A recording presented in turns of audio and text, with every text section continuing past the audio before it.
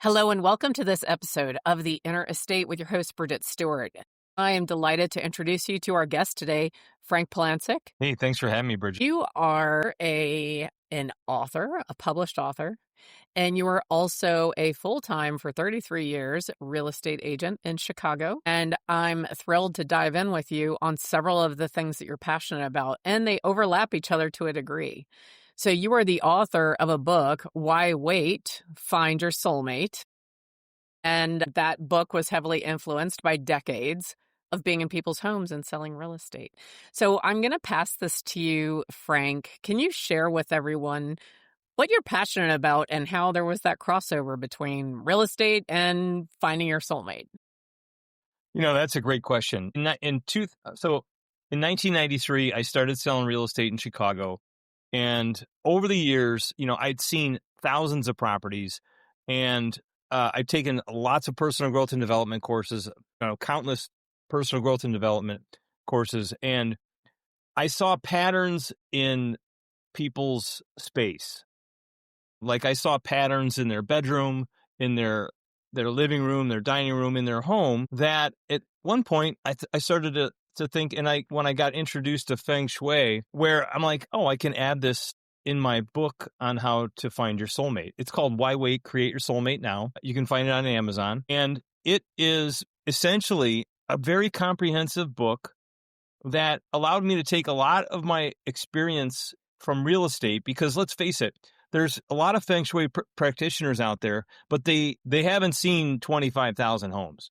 Right. I've seen a lot of homes, and it's kind of by default that I got to see them, versus if I was only to see 3 or 4 a week. It just really intensified my research and helping people like find the blocks in their space that is potentially blocking their soulmate from coming to them. And, I use it all the time in real estate. Sometimes I'll be, trying to sell a property, and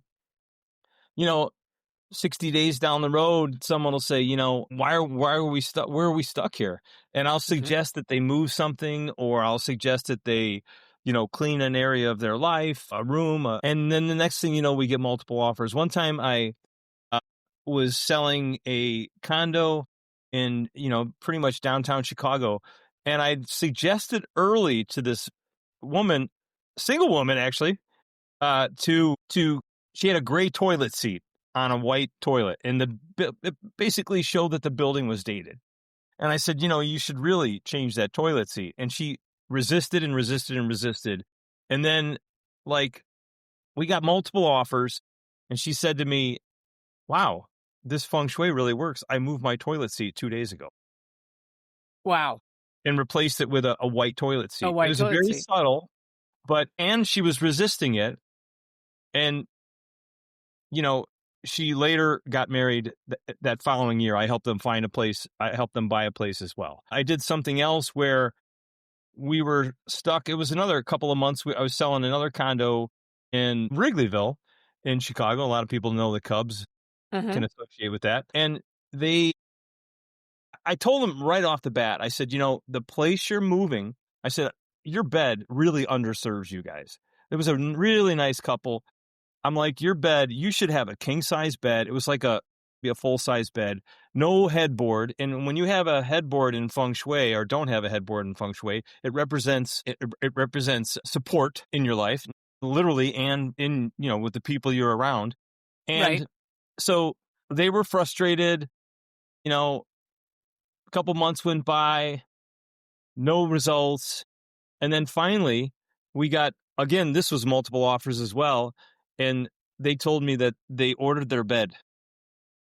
It's their funny. new bed for their place. And I was like, when I told them, I said, don't be afraid. Just buy the one you love, and it will fit in the space where you're going. And where you're going to go. So this is how I kind of stumbled onto. It was through real estate, messing around with Feng Shui, seeing how it helped people. I had something recently where a client of mine, he had a girlfriend, but he was resisting buying a refrigerator that the client had asked for after the inspection, and it was sold as is. And I'm like, he was resisting. I go, you really just gotta bite the bullet and do this and just move on with your life. You could tinker around with this transaction. You could wait for another buyer. You could tell him no, etc. And he ended up doing it, closed on the place, bought a new place, got engaged, and then he has a new baby boy, which is going a year and a half old. So I joke with people. My next book is going to be Why Wait, Procreate Your Soulmate. Oh, there you go. I like that.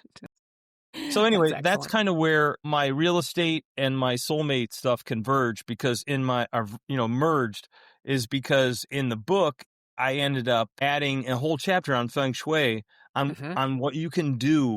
I trained with a Feng Shui master on what you can do to help support your environment and your life for bringing in a partner. Do you feel it's more important for someone to make the decision? So going back to the gray toilet seat, what do you think created a bigger impact when she released the resistance to changing it or actually changing it? Was it the white toilet seat, or was it that she let go of the resistance? Would say she let go of the resistance and then took action.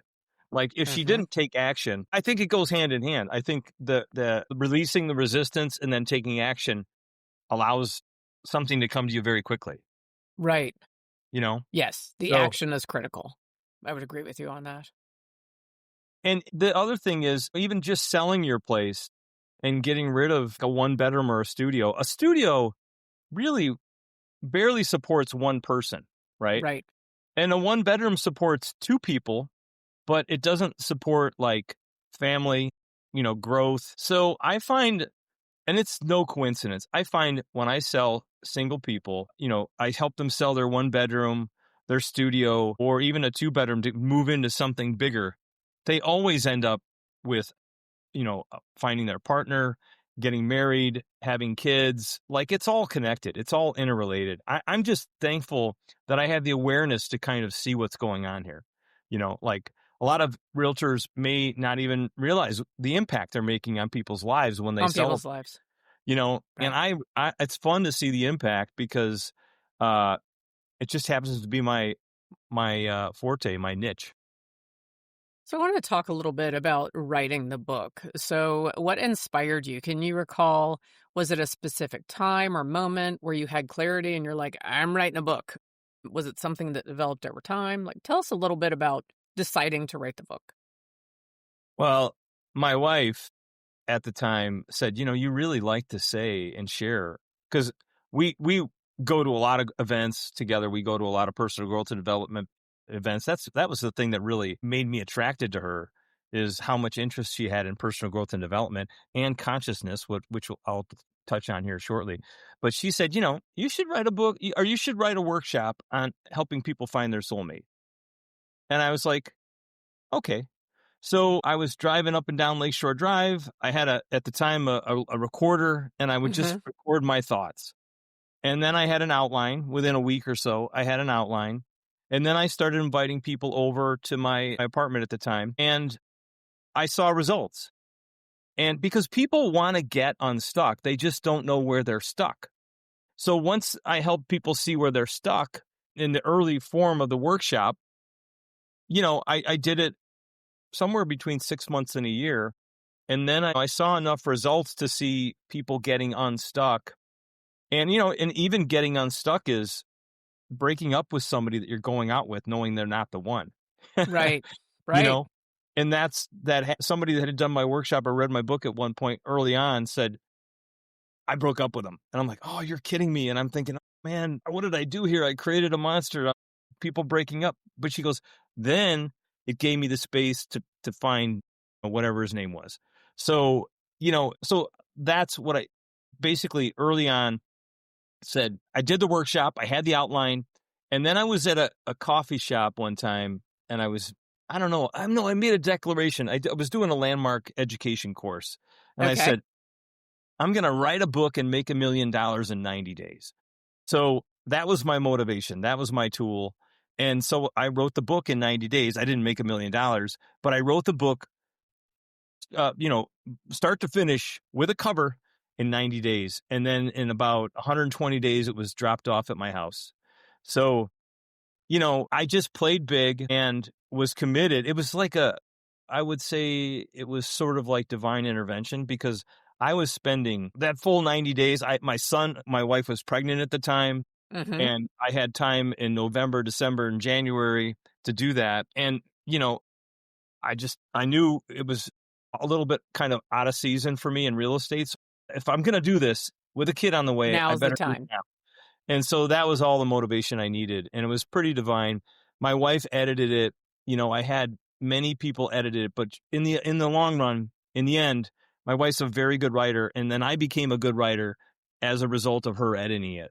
So even to this day, I still wouldn't change anything in the book other than a couple of, maybe a couple of words or a couple of lines, and then I would add one page at the end just on what I've learned and what I've seen since, I wrote the book. So, yeah.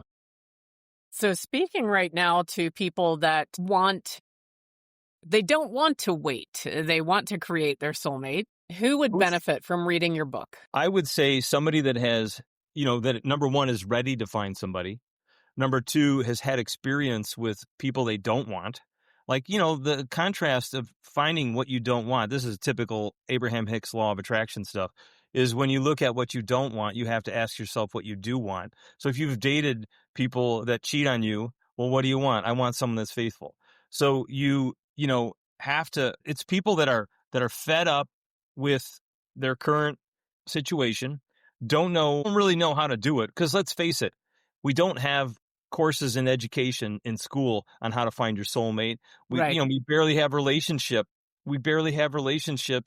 stuff in school. right. I never had any relationship stuff in school.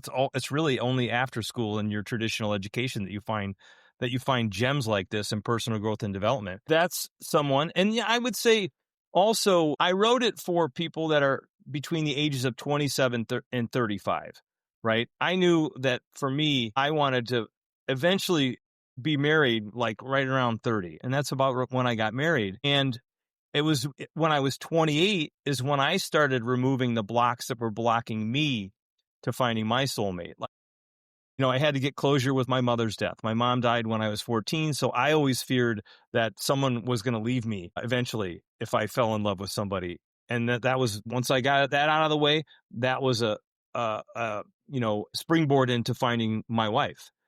So that's what I would say is, people who are.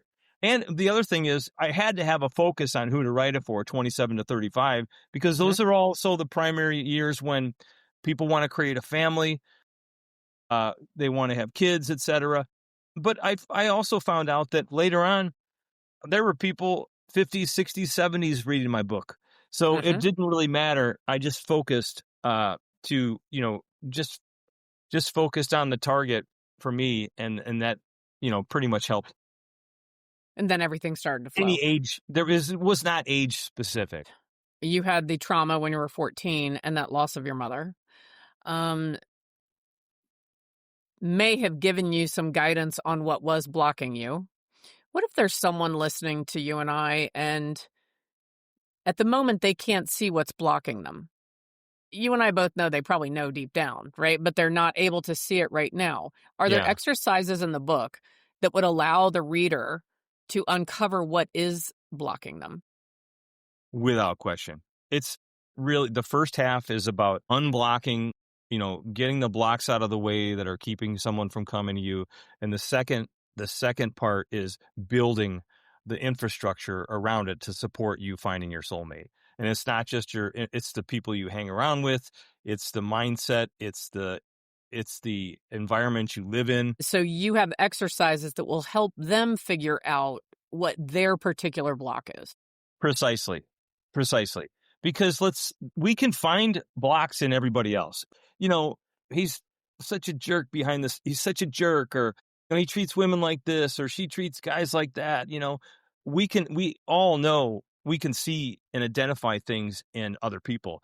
It is how do we identify our blind spots? So usually there's only about 3 or 4 blind spots, I think, that are keeping you from attracting someone. And usually I tell people this too, is your divorce happens before you even meet this person.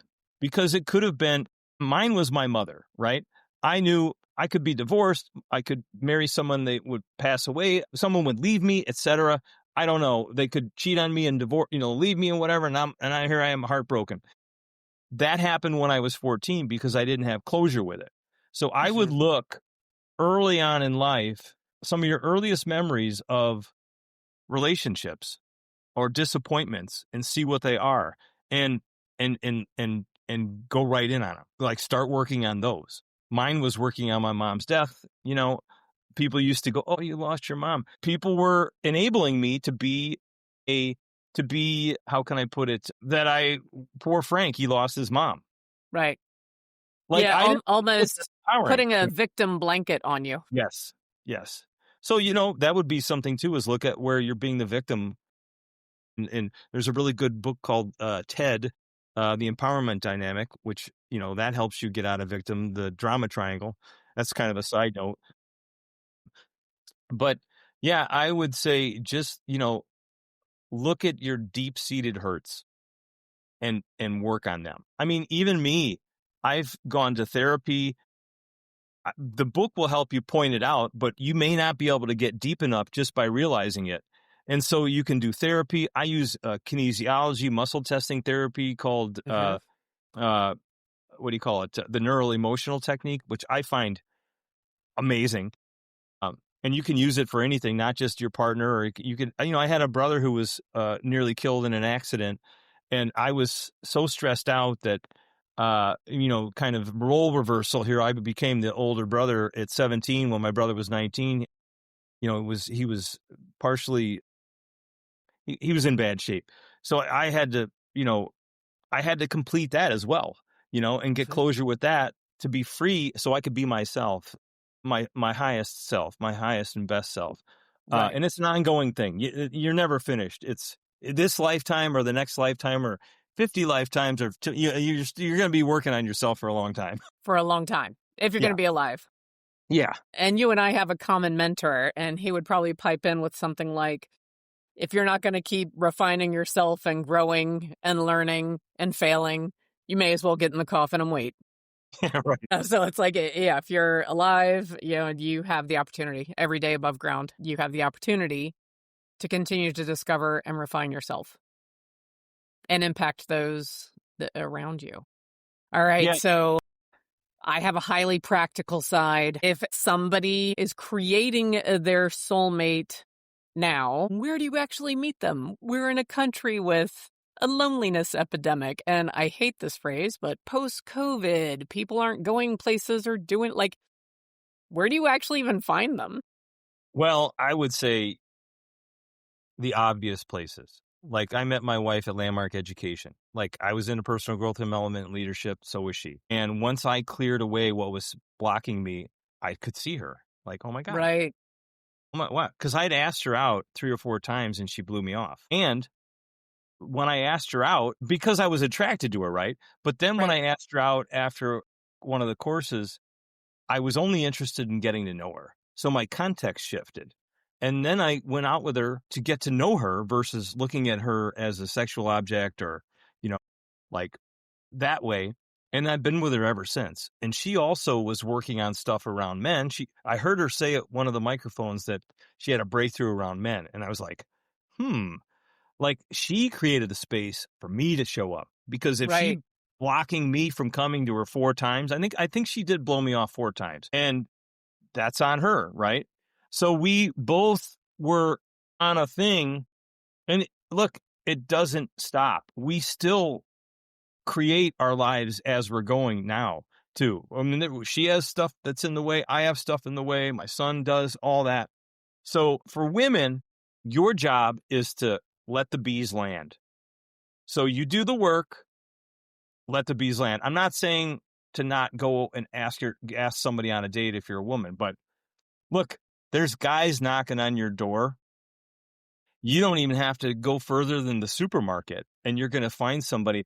Funny story. I was going to be the spokesperson for a huge internet dating company back in 2008 or 9. I can't even remember what it was. But I'm talking to him, and he said, "Oh, I'm getting married in Cabo or somewhere in Mexico. And I go, where'd you meet her? And he goes, a bar. So it's like you can meet anybody, anywhere, anytime. There's no shortage. There's no scarcity of bumping into somebody. They could be walking their dog. You could have a traffic accident and bump into them and be like, hey, you want to have coffee? Like, I don't know, but that's just an excuse because they're stuck. When you get this, Right. it's just it's a smokescreen, and you're doing it to yourself. You're disguising it, and you can meet people anywhere, and that's the other cool thing is I've heard people that meet with online dating, and they live a mile from each other, or Right. they come from the same hometown, or they know the same, or somebody that lived at college and they were roommates. It's it's like you have to grow and expand and get those things out of the way that keep you from growing and expanding so you can rise, right? You're going to attract the same type of person, whether you're using online dating or doing it through the traditional way or speed dating or just, for women, let the bees show up. They're out there. And, for the guys, keep doing what you're doing and remove the blocks. Right. If you're being too aggressive or if you're talking about yourself all the time on a date, well, that's going to turn people off because you're self-centered, right?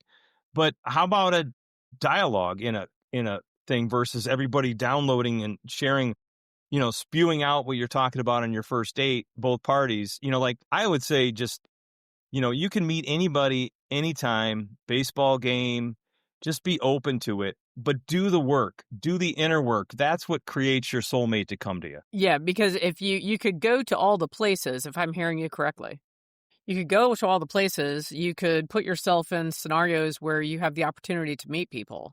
If you haven't removed the blocks that are blocking you from creating your soulmate, it won't matter. You'll go to all those places and nothing will come of it. Yep. Yeah. Yep. Yeah, I had somebody at a workshop stood up and said, so you're saying that if I want to get closure, she's like, every guy has cheated on me. And I said, well, you want to get closure with that? And she said, well, you're saying that you want me to get closure with every guy that's cheated on me? And I said, no. I said, did one of your parents cheat on your parent, on each other? And she's like, yeah, my dad cheated on my mom and blah, blah, blah. And I allowed it, or she allowed it and blah, blah, blah. I said, well, that's the guy you got to get complete with, So you got to have those types of conversations. And then once you get closure with that, and maybe she had to do some therapy or something around it too, or coaching around it. Yeah, coaching, then I don't know what happened to her, but she was in a way better place to attract her soulmate, knowing that she could attract somebody that wasn't going to cheat on. So Sounds very powerful. yeah. So Frank, there are people that currently they are taking a stance of, I'm happier being single. How does that play into this? And I believe it's more widespread than I know there's always a percentage of, people that prefer to be single, but it seems to be a current societal trend where, men say they're opting out of relationships and women are like, I prefer being single. Is that something that, what are your thoughts on that? Well, I mean, you could say one, resignation, and they're just resigned that anything can happen just because they weren't able to do it. So I would say that revolves around your commitment to actually be with somebody, And in my book, I have where you have to sign a declaration that you're going to find your soulmate within a certain time frame and let it shake out, So I would say number one, resignation. And, a lot of people, whether it's coaching or reading a book, or maybe they find that they really don't want their soulmate, which is fine. I mean, there's how many look, not everybody has to have their soulmate. Not everybody wants it. No. And here's the thing. There's many different types of relationships. There's the one night stand. There's the companionship. There is the short-term relationship, the long-term relationship, the marriage, the soulmate marriage. you can have whatever you want. It's not like because you didn't find your soulmate, you're not worthy of being with anybody at all. Just choose the type of relationship you want to be in. I've worked with people in coaching where they decided after, 6 weeks, they're like, I'm not really committed to finding my soulmate. Hmm. I had someone who was in her mid 50s that after she did that, she decided to move to France, and she's living the life of her dreams single, which gives her Right. flexibility. She can still go have a, one night stand or go have a relationship or something to, fulfill that need. But, just be clear on what it is you want, because look at what you have now. You're attracting that. You're always look and see what you're at, where if you're in a string of relationships or no relationships, you're attracting that. You're attracting no relationships. Right. I would just I would ferret that out again through like coaching, therapy, a really committed listener that would be honest with you and tell you, yeah, I'm not really hearing you're committed to finding your soulmate. Or what I'm hearing is resignation. Why are you resigned?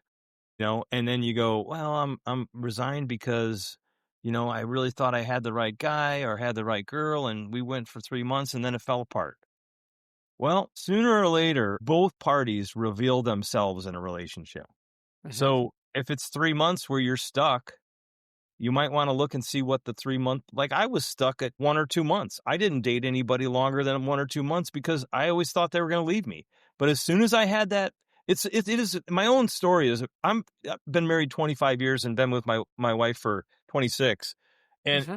it's, I was lucky because I was able to remove that thing with my mom and probably something else with my sisters too. Like I used to not respect my sisters' things. I would like take their bikes and, take money off the dresser to go buy candy and whatever. And they'd yell at me. But I also went back to them and said, hey, look, I apologize. I was a jerk for doing that. Like then, then I was able to be with somebody. Think of this. I went from a month or two of relationships lengths to 26 years and still going strong. It's pretty So amazing. it's pretty amazing. Thank you. Yeah. Yeah. And so, uh, yeah, And I think that's a great point to make. So if someone is really desiring, finding, creating, allowing themselves to see that soulmate and be that soulmate, grab the book, do the exercises. I love that thought of a declaration where you're just claiming it. Let's say that somebody signs the declaration and they say they're going to find their soulmate. They're going to create their soulmate within a certain time frame. What happens if it doesn't happen by that that's a great date? question. You start over, you make a new declaration.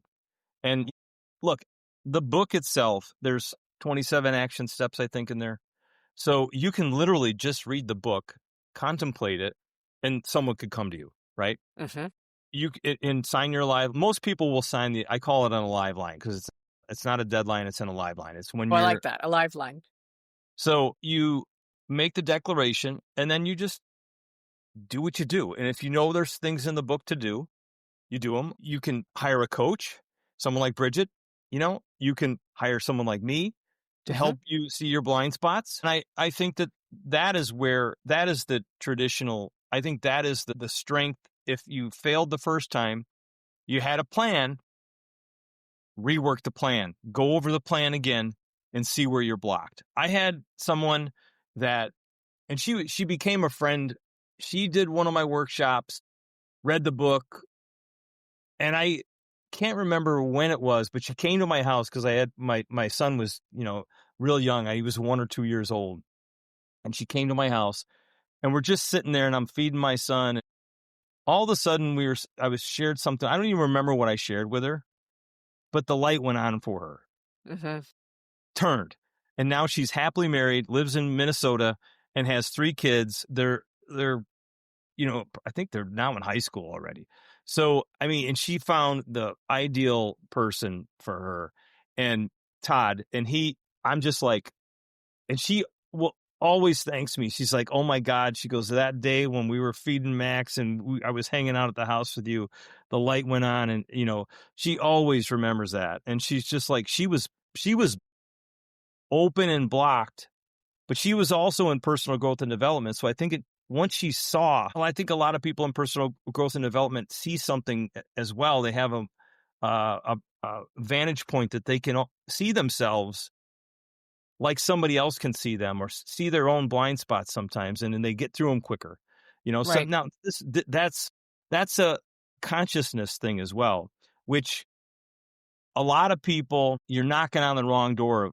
Consciousness is a hard thing to measure. I'm a master muscle tester. I'm an avid fan of Dr. David Hawkins. He wrote the book Power versus Force, who mapped the universe of consciousness from 1 to 1,000. And one of the things that I was attracted to was my wife's consciousness. I couldn't articulate that until after I wrote the book and after I became, muscle testing and more conscious myself. And I was like, that's what I was attracted to. I was attracted to my wife's consciousness. Right. So recognize that too. It's a very subtle thing. How do you recognize someone's consciousness? How do you recognize? It's like you're swimming in the same water. It's like I helped a couple that, I don't want to get into calibrations because it's something I do, but I knew they calibrated similar, and I helped them find a home, Mm-hmm. and they're two peas in a pod. And then they got married after a couple years after they moved in together. And it was just like so obvious seeing them. I just kind of let it play out. And they both had read my book. And so when you're of a similar level of consciousness, like think about this. Love is 500. All right. Unconditional love's 540. Think about, like, if somebody I'm trying to describe consciousness in relationships. It's like they're considerate, they're thoughtful, they'll apologize. They go, you know what? I was a jerk. I'm sorry. And it happens in a split second. They don't harbor it for a week, Right. a month, days, and then it kills the relationship. Right. They're just so aware, like, this is only hurting myself. I could have been divorced many times in my relationship, but I let go of what I was upset with my wife about, really only upset with myself about, and I let it go. And then usually it's just say, and I can see where I was being kind of off too. I apologize as well. Mm-hmm. That's what I'm saying, is that's awareness. That's consciousness. That's, you bump in somebody in the street and you say, excuse me, right? If you're not unconscious, you're going to bump into somebody in the street and you're going to keep walking. So it's a very hard thing to spot once you do. And you don't have, you could be similar. Most people that read my book are engaged, and most people that are engaged in coaching, I don't want to say this because I don't want to, but I know most people that are effective with the book and that read the book are high conscious people. Yes. So I would imagine that would be the case because they would be drawn to desiring that change and they'd be willing to do what's required within themselves to create the soulmate. I want to give this example. I'd like your opinion on whether I'm on track or I'm off track. When you say that a couple has that overlap or the alignment of consciousness, one of the ways that I feel that manifests is when a couple has that unspoken language where they communicate with each other, whether they're alone or in the presence of other people, and they are able to, just with a subtle movement or a subtle look or a turn of the head, they're communicating and they both know what the other means. yeah. Right? So I feel like that's an example of that consciousness collaborating with each other within a couple. Yeah. Yeah. Like, Yeah. okay, it's Yeah. time to go. Let's go. Yeah. And there's no shame in like leaving a party where you're just not into it. Right. And That's right. Yeah. you're like, ready? Okay. Yeah. We're leaving. Irish goodbye. That's right. Yeah. Easier And they're to, gone. like, even myself, and learned it's so, what you're saying is you're on the same page. Yeah. And there's one other aspect that you and I both know, all of us that are humans have this happen. If someone is listening to the two of us and they're intrigued, and yet their mind is automatically fighting them and disqualifying them before they start, meaning they're listening to us and they say, well, that worked for Frank, but it won't work for me because of X, Y, Z, and their limiting beliefs about themselves crop up and they stop themselves before they even start. Is there one action or thought or encouragement you could give someone in that position to just shift them in their self-perception slightly and they could take action? Yeah. Well, I'm probably going to give many, but I would say I'm just going to say I would hire a coach. I mean, just to Mhm. so that they can see what where they're stopping themselves.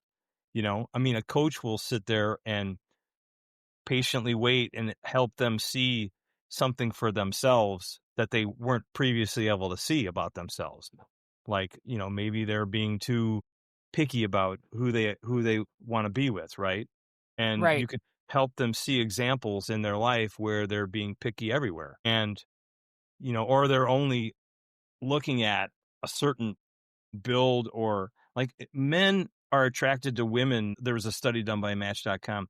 Men are attracted to women through attractiveness and appearance, and women are attracted to men through the sound of their voice.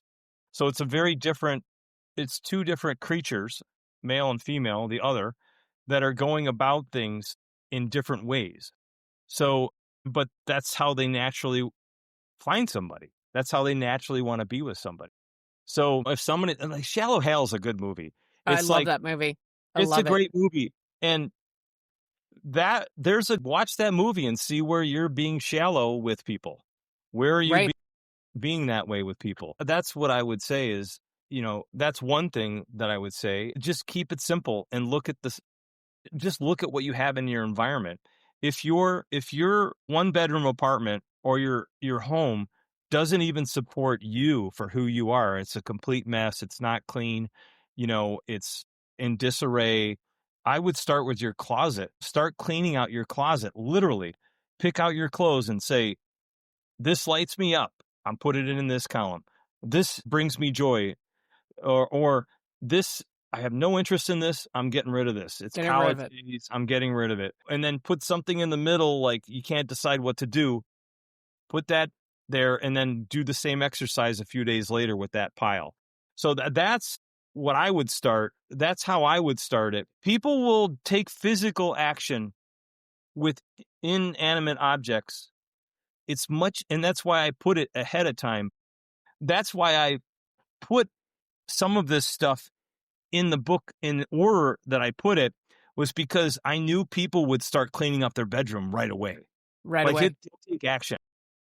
They will all of a sudden they'll take all the single pictures off their walls in their house and go, Jesus, I've been radiating single vibes, you know? Yes. And then now we're kind of getting in the feng shui part of things. So I encourage people to go get 2 nightstands, a headboard, get things in your room that represent couples, pictures of couples kissing, statues, 2 alarm clocks, 2 lights on, if there's the balance of power is if both people have nightstands with lights on each side. Right. That if there's a nightstand in your bedroom as you're single and there's only one nightstand, you're the only one who has the power right now. Get another one and balance the power out. When I first started dating my wife, I had the nightstand and we only had one nightstand. When she moved in, it was on her side. Yeah, there you go. That's She right. had the power. So if I needed something, I had to go, hey, would you turn off the light? And then I've started to see where I started balancing my environment. And then I was, able to learn from her and generate my own power, bring the own power out of myself with being with her. So that is one thing that I would, without question, do. I would just have the person say, okay, can you focus on your bedroom for the next week? Can you go in it and clean out and take all the stuff out of it that you don't want in there? Let it breathe before you put anything else in there. Anything in? And then go see what lights you up.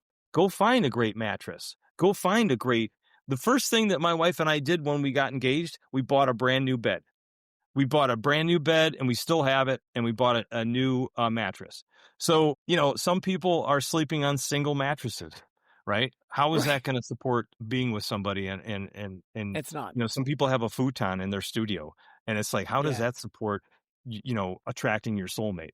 So I would say Right. start in your environment and, start with your bedroom, start with your closet and your bedroom and go to town clear away the clutter, look at the items that no longer serve you, and then let it breathe, and write a list of things that you want for your bedroom that would light you up. And you'll find that, you get brand new sheets, you get 600 count Yes. sheets or some crazy count sheets. You're like, wow, I like this. You start feeling Right. better about yourself. And then all of a sudden you're talking to somebody at the bar, and somewhere you're talking to them, and thread count comes up, and you're like, I just bought thread. I just got new sheets. She goes, I love thread. I love that thread count. They're so Right. comfortable. Do you know what I'm saying? Like, oh, wow, Yes, that raises your energy.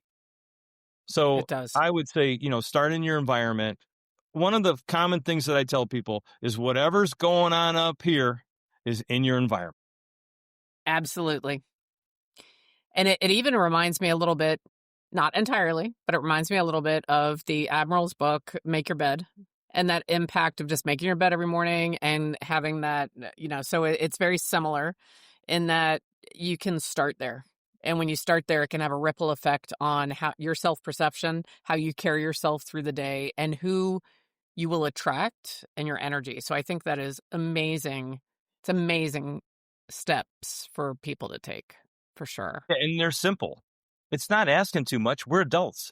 If you're That's gonna right. find you have to take adult action. You have to upgrade yourself from being a kid, being a young person, all those layers that you've built on yourself, peel away the layer of the onion and become an adult. And Right. that's, and you have to, constantly becoming more of an adult in my life with my wife and even with my son. Here's the funny thing. My son every once in a while will say, apologize. And I'm like, okay, fine. And Right. my wife will look at me and she goes, the bar's pretty high. So It's great.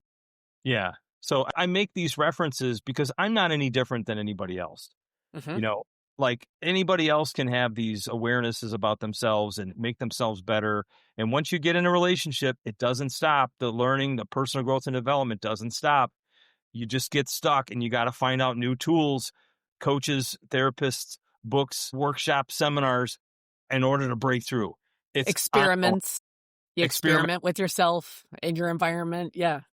Yep. So anyone out there that is having any thoughts around, I am too, fill in the blank, old, fat, skinny, ugly, pretty, well, like whatever they're thinking about themselves, would you say, dumb, smart, introvert, extrovert, like whatever, however they have labeled themselves, if they're using that to exclude themselves from the pool of creating their soulmate, can you give them a resounding, there is someone for everyone, and you're not to anything? There's someone for everyone and embrace yourself. That's part of it. Yeah. If you're overweight, embrace it, right? If you don't feel like you're that attractive, embrace it. Like, gosh, I'm not all that attractive. If you are not happy with your health habits, your physical fitness, etc., embrace it. Just be like, okay, this is who I am. Somebody's going to love you for who you are. And Correct. it all starts, if you love yourself for who you are, somebody else will do the same too. Yes. Someone will love you for what it is, for who you are. And it all starts with you loving yourself for your own, what you think are shortcomings. I mean, they're not going away. You're always going to have there's always going to be We something all there. do. Always want to be better, wish you Right. didn't have it. I'm starting to get gray hair. I don't wish that I don't have gray hair. I'm just like, wow, I'm getting gray hair. Sooner or later, it's all going to be gray, but I embrace it. So there Well, you have this it. is remarkable. And I love how your experience being in spaces and feeling the energy of spaces and the Feng Shui led to this entire path for you. And now you've impacted so many people with either their relationships or their residence. And as you shared, sometimes both. Like it's been, what an interesting dynamic. It is, I feel like it's very compelling. And I want to thank you for sharing all of that with us today. Thanks, Bridget. Thanks for having me on. This was really a great conversation. I could talk to you for hours, and I just really appreciated everything that you shared. Again, links for your book are in wherever you're listening to this podcast. It's in the description. And again, it is called Why Wait? Create Your Soulmate, right? And they can But go ahead and get that. actually, That was the original. Why wait? Create your soulmate. And then my book editor said, add now to it. Why wait? Create yourself. Create your soulmate now. Which Excellent. I liked it because it rhymed. Why wait? Create your soulmate. But I Uh-huh. was like, okay, I like the now, and it added more urgency to it because it is It all does. about, it's not someday. It's what can you do now. And for anybody who wants to grab the book, go on Amazon. Order it on Amazon. Why wait? Create your soulmate now. If you have a positive experience with it, definitely, write something positive on the testimonials. That'd be great. If you want to reach out to me directly, well, go to createyoursoulmatenow.com. That's my website. Well, I have really enjoyed this conversation with you as well. And I hope that there are people that are going to take action and realize that they can create their life by design, their environment by design, and their love. They have that option if they choose to take it. So, Frank, again, thank you for being our guest. If you're listening to this episode of The Inner Estate, I hope you'll join us again. Have a great day.